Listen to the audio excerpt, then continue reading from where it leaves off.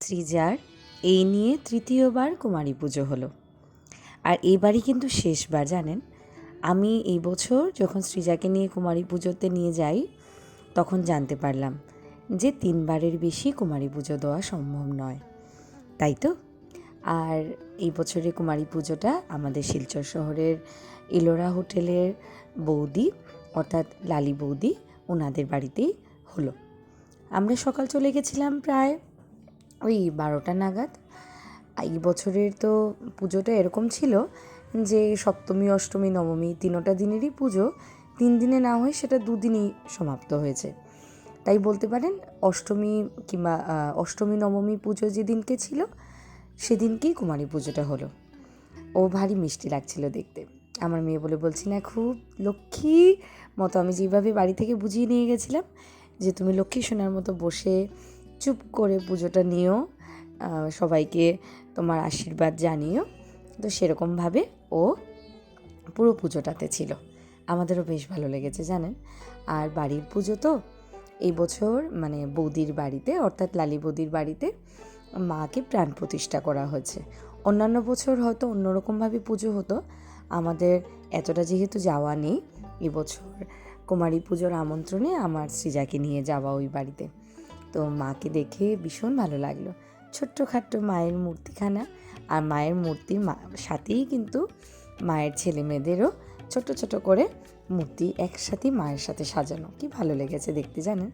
আর বাড়ির পুজো না আমেজটাই আলাদা। চলুন না একসাথে সবাই মিলে কুমারী পুজোটা আনন্দ করি। সৃজাকে বাড়িতেই আমি যতটুকু পেরেছি সাজিয়ে দিয়েছি, তবে শাড়িটা ওড়নাটা প্রতি বছরেরই নতুন থাকে। তো চলো সৃজার সাথে আমরাও যাই মণ্ডপে, আর গিয়ে দেখে আসি ছোট্ট করে কুমারী পুজোর আনন্দটা।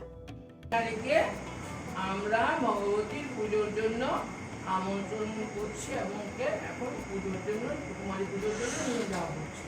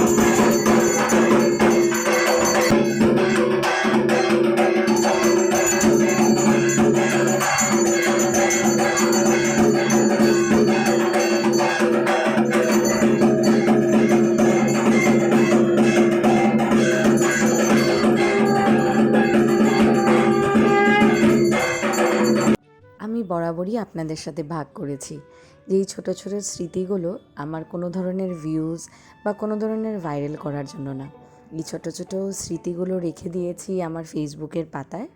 যে বয়স বাড়ছে, ছোটোবেলার দিনগুলো তো আর ধরে রাখতে পারবো না, ভিডিওর মাধ্যমে কিংবা ফটোর মাধ্যমেই তাদেরকে রাখা যায়, তাই তো?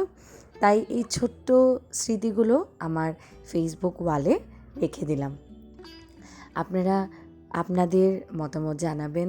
আমি যদিও প্রফেশনাল ভিডিওগ্রাফার না, যার জন্য আমি যতটুকু সম্ভব পেরেছি আমার এই ছোট্ট শিশুটির যে কুমারী পুজোর যে আনন্দটা বা তাদের সাথে আমাদের আন্তরিকতাটা, পুজোর সময়কালীন আমরা যতটুকু আনন্দ নিয়েছি আমাদের এই ছোট্ট স্মৃতির মাধ্যমে আমরা রাখতে চাইছি। আপনারা জানাবেন আপনাদের কেমন লেগেছে। আর আমি আশ্চর্য ছিলাম জানেন, বাড়িতে খাওয়া দাওয়া নিয়ে বিরাট অশান্তি হয় আমার বাড়িতে, বিকজ সৃজা চিরকালই খাওয়া দাওয়ার পিছনে ভীষণ ছোটাছুটি করতে হয়। তবে সেখানে গিয়ে মানে যেভাবেই হোক ছোটোখাটো অল্প করেই যতটুকু পেরেছে খেয়েছে, তবে জল দিয়ে গিলার চেষ্টাটা সে সারাক্ষণই করতে থাকে। যাই হোক, তোমাদের সাথে আবার অন্য একটি ব্লগ ভিডিওতে খুব শিগগিরই দেখা হবে। ততক্ষণ অবধি তোমরা সবাই ভালো থেকো। পুজো কেমন কেটেছে তোমাদের? আমাদের এই ভিডিওগুলো তোমাদের কাছে পৌঁছাতে অনেকখানি দেরি করে ফেলি জানি, কারণ আমি ভিডিওগুলো এডিট করা বা ভিডিওতে ভয়েস ওভার দেওয়া সে সমস্ত কিছু আমি নিজেই একাই করে থাকি, যার ফলে আমার কাজ নয়তো বা বাড়ির এই সমস্ত কিছু সামলে আমি এগুলো কাজ করি। তবে চেষ্টা করি সময় মতো ভিডিওসগুলো পৌঁছানোর। পারি না, আমি তাতে অক্ষম, আমাকে ক্ষমা প্রার্থী। আমি সবার কাছে ক্ষমা চাইছি। আমার এই ছোট্ট শিশুকে আপনারা আশীর্বাদ করবেন, আমার পরিবারকে ভালোবাসবেন। আপনারাও সবাই সুস্থ থাকবেন, ভালো থাকবেন। ওদের বাড়ি থেকে আমরা মোটামুটি ওই 3টে সাড়ে 3টে নাগাদ পুজো শেষ করে আমরা খাওয়া দাওয়া শেষে। আর এই বছরের আরেকটা জিনিস যেটা দেখতে পেলাম সেটা হচ্ছে গিয়ে মায়ের পুজোর দিন, অর্থাৎ নবমী পুজোর দিন আমি দুটো বাড়িতে এরকম দেখেছি জানেন। আমার সেখানে নেমন্তন্ন ছিল, মাকে মাছ, তারপর পুষ্পান্ন, যা যা মানে আমিষ রান্না থাকে সেগুলো দিয়ে মাকে ভোগ দেওয়া হয়। এটা আমার জীবনের প্রথম দেখা। বিশ্বাস করুন, আমার ছোটোবেলা থেকে আজ অবধি আমি কোনো দিনও এরকম দেখতে পাইনি যে মায়ের ভোগ রান্নাতে নবমীর দিন মাকে মাছ, ডিম, অন্যান্য যেগুলো সামগ্রী থাকে ননভেজের মধ্যে সেগুলো দিয়ে মাকে ভোগ দেওয়া হয়েছে।